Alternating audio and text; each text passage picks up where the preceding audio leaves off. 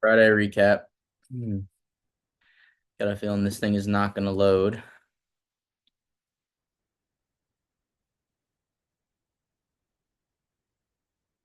Hold on, let me log out of this thing. Maybe that will do something. Okay, there we go. All right, let's get into the trade recap. So, going into the day, we wanted this gap to be filled. So we just mark that out real quick. Gap, full gap, and all that shit. Let's do the same thing on ES because ES, actually, I think we were pretty decently correlated today. We're not that bad. Um, yeah, ES kind of already filled the whole thing. Okay, so basically we're looking for longs, right? Had these stack lows down here. Kind of wanted to see those get hit. Not gonna lie. Yeah, so no entries today, right? Market opens right here. London lows are down there in case you want to go lower. But we come up, go close, come back down, chop, chop, chop all the way up to this target right here. Still chopping, you know, chop, chop, all that fucking shit, right? And we finally get displacement lower at 120. So about fucking time, right? Um, like heavy displacement, so we're looking for lower, definitely. What happens is we hold on. So we sweep out London lows on ES. You have an SMT, and we continue lower. We sweep out London lows, and ES targets Asia lows, and then we sweep that out, and then we continue going lower, and then like none of this I have any entries in whatsoever, basically. Then we sweep out Asia lows, and then there's this final low down here that I want to target. Um, on the hourly, as you can see, it looks pretty clear that we want to go to that low. It's like the only low down there besides this low and this low, but this is the first one. So I'm expecting that to get hit now. You have a 5 minute gap right here. Um, 5 minute gap on ES. This was the only entry today, in my opinion. Um, oh, and so what we do is NQ taps into it. And like this is a beautiful fucking setup, right? We get displacement from it, inversing this gap. Stops here, TP down here, or you can bring your stops here, to be honest. Same thing. Honestly, pretty fucking easy trade in my opinion.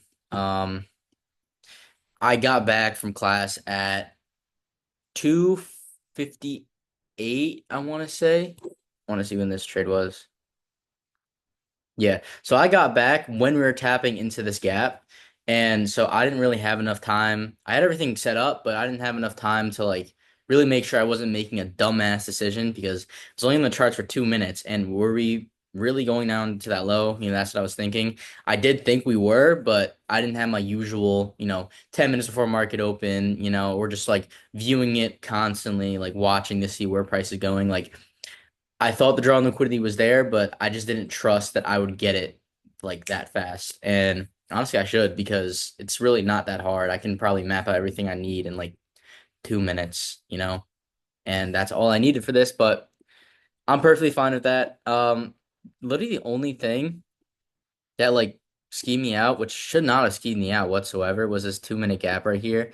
There was nothing else stopping us, but I just got to remember the draw is lower. We tap into a 5 minute and we inverse this gap like it didn't fucking exist. We're not going to stop at this 2 minute gap, and there's no imbalances on the 1 minute anyway. So really, like that's a super easy trade. I should have taken that. But again, like I didn't have enough time really. So little mad about that. Then we just chopped, right? And then finally, I sat through all of this. This was like 45 minutes of chop.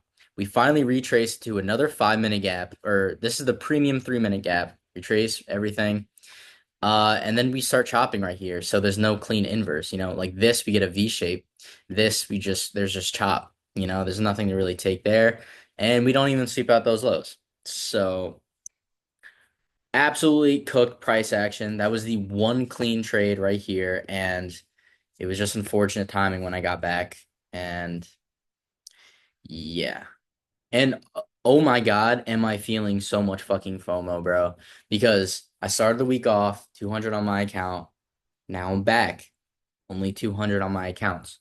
Like, there are so many things I could have taken that, like, I probably would have gone at least like one trade away from passing. Getting that payout. But I noticed things I needed to change my trading after that, and I did change it, and I applied it to whenever I could.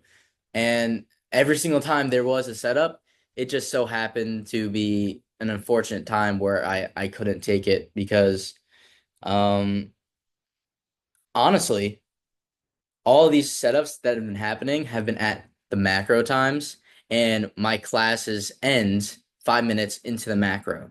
Or right, if we usually leave class like a couple minutes early too. So basically right when the macro starts, where I leave class. And honestly, I missed a decent amount of trades because of that, because those passing periods are, I guess, where price really moves. And that is really fucking unfortunate, but I know there'll be more setups. I know there'll be plenty of good setups next week for me to take.